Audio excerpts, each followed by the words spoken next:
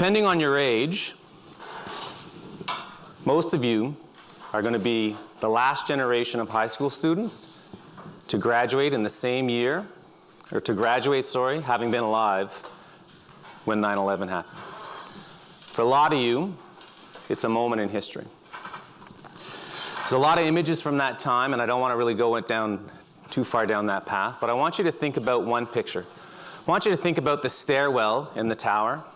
I want you to think about the smoke, fire billowing out of the building. I want you to think about sirens and fire trucks and people screaming and not knowing what's going on.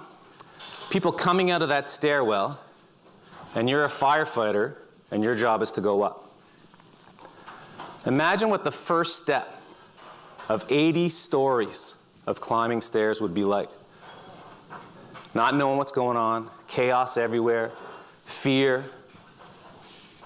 And you're carrying not just your full kit and an oxygen tank, but you're carrying a high-rise pack. So if you talk to a firefighter, they'll describe it as a big, heavy sack. It's got two 50-foot hoses in it. It's got a nozzle. It's got a connector so that you can put it into the building. And you carry it with you because you trust it way more than you trust whatever you might find out there. So think you're climbing 80 stories high. There's fire, it's dark, there's smoke. You pull this pack off your shoulder, you reach in, connect the nozzle to the fire suppression system of the building, grab the hose, and you go. It just works. Probably just didn't happen that way. There was probably some things that had to happen to make that work. Imagine if the hose is all bundled up like your garden hose in the corner of your garage. You die. Imagine you don't have that female connector. You die. How did it end up that way in that hose, in that high-rise pack, so that you could just grab it and go? Well, it's that way because you practiced. And in your mind, you know that little things matter. You went up and down a 4-story tower, just like the one near LDH on Greenbank, carrying a high-rise pack, where you storm the stairs, unpack the bag, connect it, reset. You do it again and again. All the while your instructor is yelling at you, faster, wrong hand, this step first. Because he knows that little things matter. Most of you probably would remember the attack on Parliament Hill when Nathan Cirillo was murdered. Think of that day, where were you? Whether you were following the news on Twitter or Facebook or watching CNN, who just happened to be live, you have no idea what's going on. There's police from the Parliamentary Security Officer, military, OPP, RCMP officers. It's chaos. You don't know if it's one guy, terrorists. No one knows what the hell's going on. And you're in the hallway of Parliament Hill, lockstep with a member of the RCMP, a member of the Parliamentary Security Office, and you.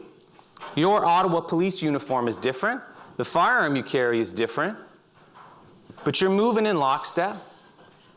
If you had to think about or decipher the hand signals that the RCMP officer has given you, you wouldn't be able to. But you know, because you've practiced and trained, that he's saying, stop, suspect left. Because you've trained for years and years and years. You have trained for things like this. Most days you're spent in the summer riding your motorcycle, handing out traffic tickets. Most of your winter evenings, you're at a Sens game, directing traffic. Here you are today. Little things matter. Police officers train big motions, bold, gross motor function, because they know in the middle of an attack on Parliament Hill, the holster latch is really tiny and hard to find. They know that your fingers get thick, that your hands are numb and you become unresponsive practically under stress. So you train, and you train, and you train. Because you know that little things matter. Maybe a little bit of a lighter story. I want you all to think Next summer. How many of you will be 18 or 19 next summer? Put your hands up. Imagine 2 days ago, you joined the Navy. You're on a plane to Halifax, you get in a bus, you're driving a bus to Digby, Nova Scotia, where they get the world's greatest scallops out of the Bay of Fundy. You come through this arch that says CFB Cornwallis. Everyone's having a great time. The bus lurches to a stop. Bam! This crazy master corporal comes onto the bus and he starts screaming, "Out! Get out! Line up! 20 push-ups!" And the screaming doesn't stop for 5 weeks.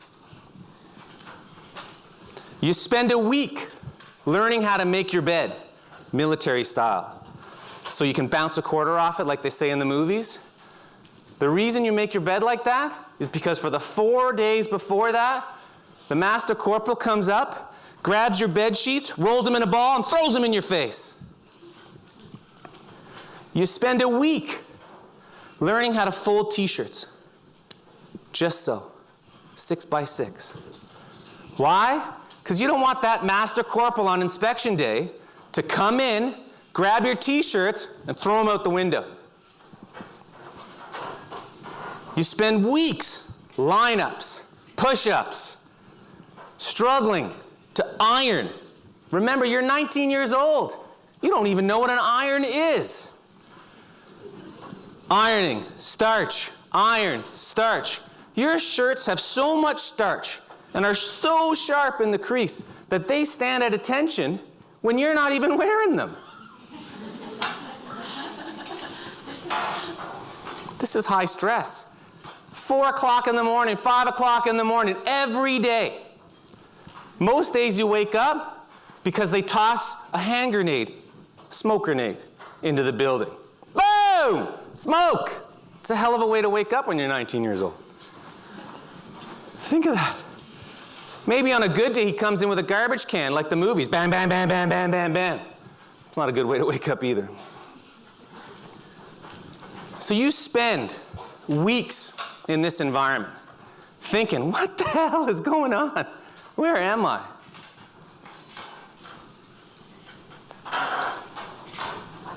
It's 4 weeks in.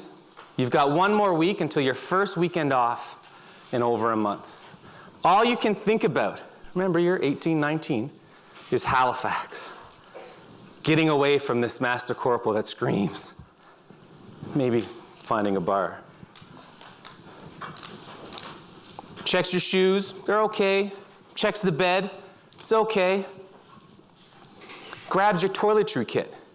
Little bag that you put your shaving stuff in and your underarm deodorant. He grabs a shaving kit. He goes, you don't know what's going on. He unzips it. Who cleans the inside of a toiletry kit? Nobody. He whips it down the hall. It's Thursday. Inspection day, Master Corporal comes up. You've really learned to love this guy. Not. Checks your bed. It's okay. Shirts, all lined up and square. Your shoes. You've been polishing your shoes for 4.5 weeks. There's no secret. There's no liquid polish that'll make it go faster. It's just spit, polish, and circles for hours and hours and hours. Shoes are okay. Grabs your toiletry kit. It's okay. You actually cleaned it. You're really thinking about Halifax. I'm going to steal your water again. He reaches in to your shaving kit and he pulls out a can of shaving cream. And you're standing there. He's smiling gleefully. You've got nothing but dread in your heart. Thinking, oh my God. You have no idea. Grabs the shaving cream can, gets really close to you, and you're starting to dawn, oh my God. And he pops the lid. I don't know if you understand the physics of a shaving can. Well, I certainly didn't. But when you put the lid on after you're done shaving, you put it back in your kit and you walk it back to your locker, shaving cream goop comes out. And it's there on the inside of your can. When the Master Corporal comes by, smiling, looks at it, and goes berserk, rips apart your kit, goes to the guy next to him, rips up your bed, goes to the next guy, throws his stuff out the window. You are just, what the hell? And all of a sudden, a room full of 18, 19-year-old people stop and they go, little things matter. It's the next day, Friday, Halifax is calling, checks your bed, it's all good. Checks your shirt, it's all good. Goes to the shaving can, doesn't even look at it because he knows it's all good. How can something so small, so insignificant, mean so much? This one's for Aislinn. When you're at McDonald's and your boss says, tuck your hair into your hat there, miss, it's because he doesn't have time for that. He'd rather talk to you about food safety, earning more money, getting promoted, or maybe not burning yourself in French fry geese. Anybody work at Best Buy? Or other retail jobs? Imagine your manager coming up to you saying, hey, Lisa, black socks. Imagine having to talk about what color socks you wear to work all the time. How do you figure out what's important to the company or the customer if you're arguing about socks? Who here has been learning to drive with a little help from their parents? Who's tired of your parents saying, slow down, check the corner, check the corner? We know, I've got one, that you think you're invincible. But the guy who's texting, blowing through a light, he says, you know what? Let's test that theory. The little kid riding his bike, going to Starbucks for a Frappuccino, blasting off the sidewalk to cross the street, he's not invincible. Better check your mirror. When you're in the Navy and you're 19 years old and you finally stopped arguing about shaving kits and folding shirts, they teach you how to properly seal a pneumatic chamber on a torpedo tube that has so much air pressure behind it, it can launch a torpedo that weighs a ton 50 feet through the air. Imagine what would happen if you did that wrong.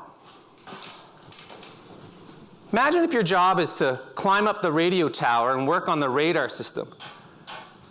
And the only thing that you can absolutely rely on to make sure you don't die is that you have in your pocket the fuse to the radar system.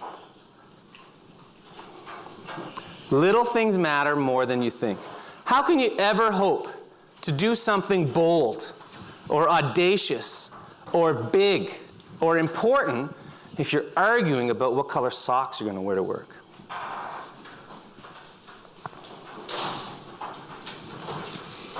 The way you think about, the way you define your accountability around those little things without being reminded, without being prompted, will define how you treat things that are important.